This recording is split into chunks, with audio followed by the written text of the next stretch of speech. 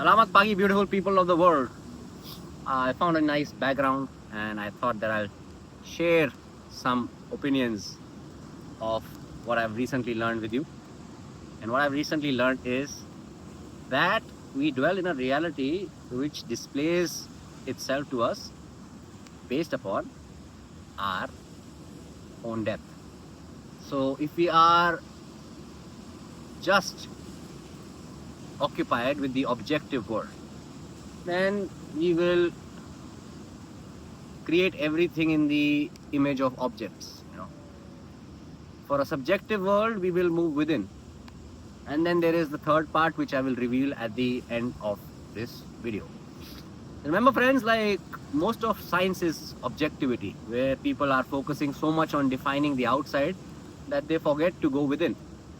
Then everything that they create from that viewpoint or the lens of objectivity is also objective. That's why the version of God or spiritual chases is very objective. It is goal-centric, goal-centered. Everything in the world, in terms of the spiritual world, is very bank-like, barter-like. You are scared and fearful, so you go to God. When you want something, you go to God. It's a very objective view of living life, and that is what governs most of the world. That's why most of these spiritual places feed into the fantasies of these Westerners who are looking for objectiveness, and that's not their fault. They've been raised in that scientific manner of the objective world. And beyond the objective world is the subjective world, where the person starts moving within. This is how most of the Eastern world started off, but now they are also slave to the objective world. And the subjective world is more about, focusing on the within worlds, the feelings, maybe artistry, poetry, and beyond this objective world. And that's how those people define their godliness. Their godliness is within them. It's an embodiment, it's a state of being.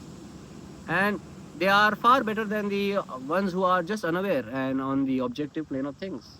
They will participate in the world a little bit, but then they will know that subjectively the feelings are more important.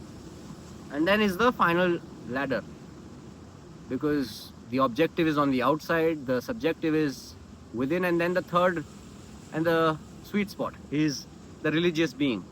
The religious being is beyond objective and subjective, adaptable, unafraid of being ironic, unafraid of going and doing what the situation demands consciously. Their religion is also shaped by this. It's a state of being rather than a group of rules and laws and facades. So religiousness is something that every Hindu, Muslim, Sikh, Christian, everyone can practice. But even if they are practicing their religion out of dogma, out of structure, they might not be actually being religious. They might be practicing religion.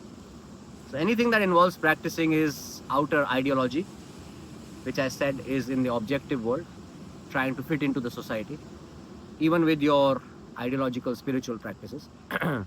Then is the subjective practice, where you are a little more aware, your practices are within words, but then still, what lies beyond both of them are actually the spirit of being religious, the state.